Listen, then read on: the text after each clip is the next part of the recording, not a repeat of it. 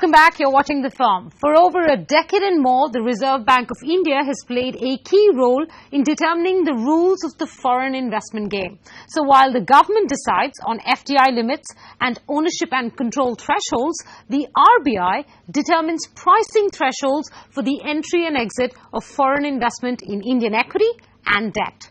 Well, not anymore. The Finance Act 2015 deletes RBI's control over FDI investments via equity. It says the central government may prescribe permissible classes of capital account transactions not involving debt instruments and the conditions that may be placed on such transactions. So it is a momentous change of guard that's about to take place. And to talk about it, I have with me Ashwath Rau of Cyril, Amarchand, Mangaldas, and Vivek Gupta of PMR. Gentlemen, to both of you, a warm welcome. Ashwath, Section 6 of FEMA 1999 has been amended. Certain specific aspects or provisions in it have been deleted. But as yet, no government notification has come out suggesting what the new regime should be.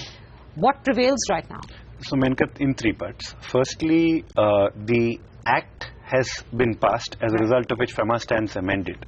But the Act itself, in its language, says that it will not become effective till the government notifies it. As far as I'm aware, it's not yet been notified. Correct. But even assuming that it is notified, without the government actually prescribing rules, the amendments to FEMA itself, I think in Section 47(3), very clearly say that until such time that the government supersedes it through rules or regulations in replacement, the current rules and regulations framed by the RBI under FEMA will continue to apply. Yeah, Vivek, this applies to FDI and ODI and all of that. So all of that which was erstwhile under the control of RBI will now hereon be under the control of the Government of India, specifically the Finance Ministry?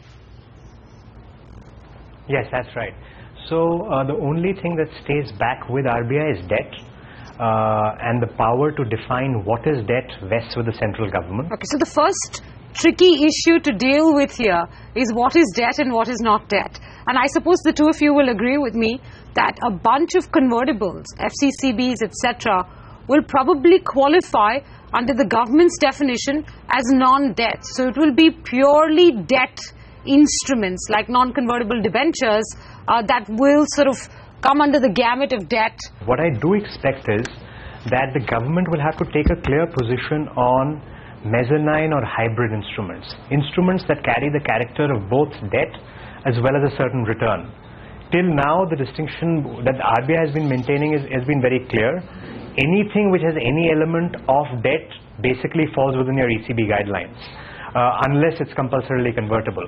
I expect the government to come out with a definition which addresses the issue of how hybrids, like convertibles that you mentioned, will get treated. Okay. So the first test of whether this momentous change of guard is going to be one that causes cheer or concern will be how they define debt, really. The second test really is going to be whether the government is more conservative than RBI in the guidelines that it puts out, or it's less conservative than RBI. It's really difficult to tell. I'm going to ask both of you to speculate, but based on your past experiences on issues where the government and the RBI have disagreed. For instance, and let me bring up the two experiences or instances that are public.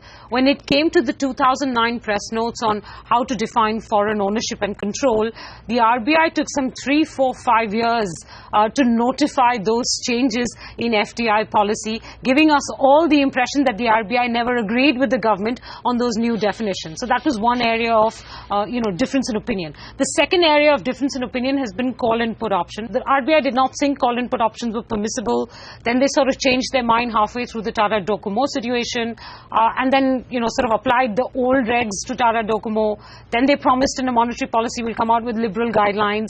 Now they have no control and the government will have to do that. I'm optimistic on this one. Okay. I think the government will be more liberal. And I think the reason why they will be more liberal, Menaka, is the stated objective of this current government, with the Prime Minister having said this in multiple venues on multiple occasions, is that they want to make the ease of business in India much better. They want to attract foreign investment. All that's good, Ashwath, but remember Tata Docomo. No, I think, Menaka, let me come to that specific in just a second, but I think the point I was trying to make is basically if you look at it from a policy perspective, right, the government is a lot more aligned towards facilitating foreign investment than the RBI would be from a mandate perspective, because the RBI's monetary policy perspective is entirely different. I get that. So the RBI is typically often used this for exchange control. Basically. The government will use this to make cohesive FDI policy. I get it. And that's the hope from a policy perspective. Got that, Now, getting into the specific of what you're saying, just generally speaking, if you look at the objection that could have been there is a stated policy. And if you're going to basically make exceptions from a stated policy, there are legal ramifications. Tomorrow somebody could basically take it to court and challenge it. Vivek, you're closer to the government than either Ashwath or I are, at least geographically in that sense. What would you say? Will the government be more conservative than RBI? Well, conceptually, I think I agree with Ashwath. I think it is the government's mandate to promote foreign investment. It is not the RBI's direct mandate to do that. RBI is more of a regulator and the central bank. So one would imagine, one would expect that the government would be more liberal in prescribing these guidelines. I wonder though, and this is all of course speculation, I wonder though whether there's an old RBI and whether there's a new RBI. Good. I'm glad you brought that up, because the new RBI is the one in the monetary policy that promised liberal guidelines on call and put options. So I would hope that the government is more liberal, although I thought that we were seeing the beginnings of a new RBI which was in any case moving along a more liberal track. But as I said, this is all speculation. At the end of the day, we are sort of bothered about what the result is, and we have a list of what we would want the government to do. Okay, let's get down to that list. Let's get down to the list, right? So I think there is a basic case to be made that where we stand in our investment cycle and what the needs of India are presently, we need definite flexibility in terms of recognizing what I call mezzanine hybrid capital. Now, I fully understand the government's concerns around it. I fully understand the fact that we have seen Asian crisis and we've seen currency crisis, and the government has to guard against it. But there are very many paths on which the government can move and start to bring in hybrid elements one by one, watch what happens, and then open it up fully. So for example, government could say for certain specified sectors, infrastructure, roads, ports, etc., we will allow hybrid elements, for example. Certain categories of investors, we will allow things like liquidation preferences openly. We will allow call and put options in a more regular commercial format, without people like Ashwath having to resort to huge legal gymnastics to write it in the legal documents. Okay, Ashwath, what's on your laundry list? And I think I agree with the primary point he's made, but just to give this a little bit of meat in the hope that people are listening, I would think the areas would probably be divided into two categories. Some which fell within the RBI's domain previously, and others which actually fell already within the government's domain. Right. I think within what was in the RBI's domain previously, one would, apart from instruments, look for flexibility as far as pricing is concerned. I mean, today I think the RBI has taken it a long way to basically say, get a valuation, in an internationally accepted methodology, which I think is a big step for them to have taken, but that doesn't necessarily solve the problem for a foreign investor, because at the end of the day, if there is a valuation that has to be put in place at the time of an exit, and let's assume for a second that's an unhappy exit situation, there are many things that can be done to thwart that valuation. Investigation do away with pricing altogether. Thresholds altogether in that sense. I mean, you said it's a wish list, so it's a wish. Go ahead. Then next. And the other part of it is things like, deferred consideration, escrow arrangements for holdbacks, indemnities, etc., are all global practice. Today, there are restrictions, there are need for getting approvals, etc., complicates deals, creates a lot of frustration. I mean, indemnities are very common. To have a portion of the purchase consideration held back is, something that is international market practice today. Why not do it here as well? And allow that to happen. Moving on quickly to the garments bucket, which I actually think has bigger this is the big one, right? items. Absolutely.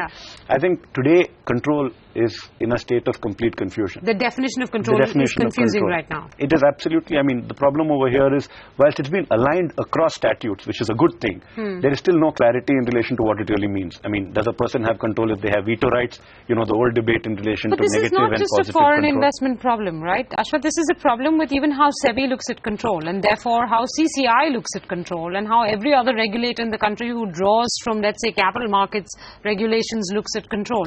It is a qualitative threshold and not just a quantitative threshold. I agree, Menaka, but I think it hits us very badly in the context of foreign investment because it creates uncertainty in relation to what constitutes control, particularly since you have rules like the FOCC, foreign-owned and controlled company rules, etc., which then impact what a foreign-owned company can do on a downstream basis, etc. You have a situation today where, because of the control requirement being emphasized in the context of insurance, there are a bunch of people who made investments and are holding 26%, and they have a set of rights which were actually approved by the government and the regulators when they made the investment.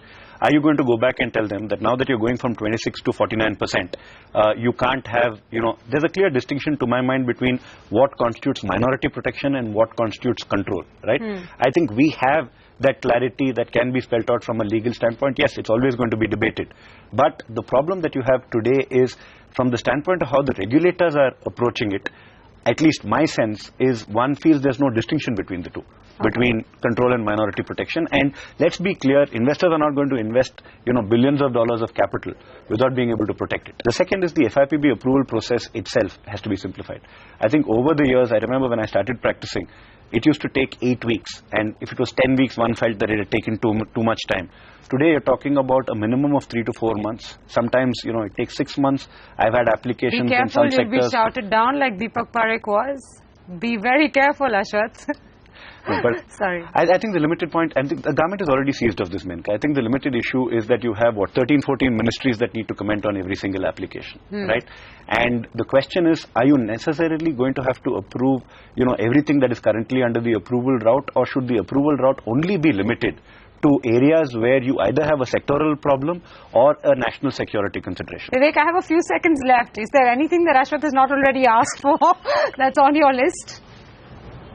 No, so I would only say that a lot of what he said as a wish list from the government side, while I support it fully, is something that didn't require the Section 6 amendment to happen. Of course not. It's separate, as you pointed out. Yeah. So that could have been seen in any way by the government, and hopefully government will see it. Well, I have no doubt that both of you have longer wish lists, but we're entirely out of time. And technically, this is just the first part of this discussion. We'll have both of you back when we do actually get the final reg. So thank you, Ashwath. Thank you, Vivek, for joining us this week. And thank you very much for watching. We'll be back next week.